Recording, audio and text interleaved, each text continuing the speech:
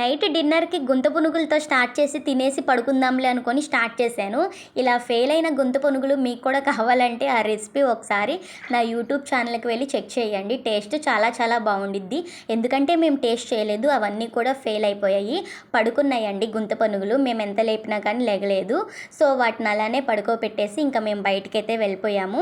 ఇక్కడే మా ఇంటి దగ్గరే ఒక పునుగుల షాప్ ఉంది. అక్కడైతే పునుగుల బడ్డీ దగ్గరకొచ్చేసి పునుగులు తినేసి ఈ నైట్ డిన్నర్ అయితే కంప్లీట్ చేసాము. యాక్చువల్గా ఒక పని మీద అయితే బయటికి వెళ్ళామండి. ఇంకా ఇంటికి వెళ్ళేసరికి లేట్ అయిపోతుందని చెప్పేసి ఇక్కడే చిన్నగా టిఫిన్తో అయితే స్టార్ట్ చేసాము. టిఫిన్ అయితే చాలా చాలా బాగుంది. ఇక్కడ పునుగులు తిని చాలా డేస్ అయింది. ఇంక ఇక్కడే పునుగులతో కూడా తినేసి మా డిన్నర్ని కంప్లీట్ చేసేసి ఇంటికి అయితే వచ్చేసాము.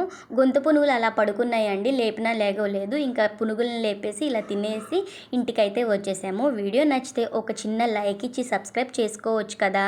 సో మా డిన్నర్ని కంప్లీట్ చేసేసాము. ఇన్కేస్ మీకు ఇంట్రెస్ట్ ఉంటే సబ్స్క్రైబ్ చేసుకోండి. Thank you for watching. Thank you.